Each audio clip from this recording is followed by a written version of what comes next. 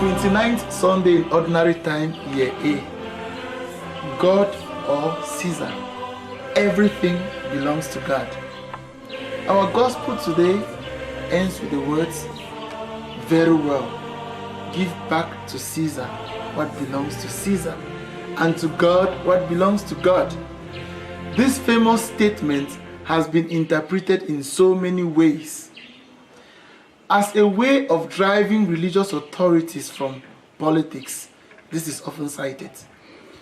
Those who still stand on traditional practices and rituals, wanting to justify their acts, often cite this. They see some bad traditions as Caesar, and then they see the church as God. Many rulers use this to keep church authority subservient to that of the nation. Some pertinent questions arise. Must we obey all the laws of the nation? When there are laws that transgress God's law or Christian values, are we obliged to obey them? In effect, we can ask the question in another way. What actually belongs to Caesar and what belongs to God? Things become even more complicated when we read some writings of St. Paul that say that let every person be subject to the governing authorities, for there is no authority except from God, and those that exist must have been instituted by God. Therefore, whoever resists the authorities resists what God has appointed, and those who resist will incur judgment. Romans chapter 13, verse 1 to 5. Romans chapter 13, verse 1 to 4. This passage makes it abundantly clear that we are to obey the government God places over us. One question comes up again. Who created the government? God. God created government to establish order, punish evil, and promote justice. Genesis chapter 9 verse 6, 1 Corinthians chapter 14 verse 33, and Romans chapter 12 verse 8. This implies that we must obey the government, the rules and laws, that we must pay our taxes. If not, then we are ultimately showing disrespect towards God, for He is the one who placed the government over us. At the same time, we must give to God what belongs to Him.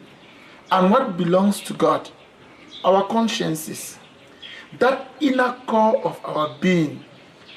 All of the world, the universe, everything is God's. And we cannot separate our lives into a secular sphere and a religious sphere. It has to be all one. God created everything. God created Caesar. A question again goes, is there a time we should intentionally disobey the laws of the land? The answer can be found in the Acts of the Apostles, chapter 5, verse 27 to 29. Having brought the apostles, they made them appear before the Sanhedrin to be questioned by the high priest. We gave you strict orders not to teach in this name, he said. Yet you have filled Jerusalem with your teaching, and you are determined to make us guilty of this man's blood. Peter and the other apostles replied, we must obey God rather than men. This solves the puzzle. As soon as the law of the land contradicts God's command, we are to disobey the law of the land and obey God's law. From this, it is clear that as long as the law of the land does not contradict the law of God, we are bound to obey the law of the land. Unjust law is not law. We are to take care of this world given to us by God, transforming it to become the reign of God, where there would be a fullness of justice, love, and peace, and joy. That's constitutive of the gospel.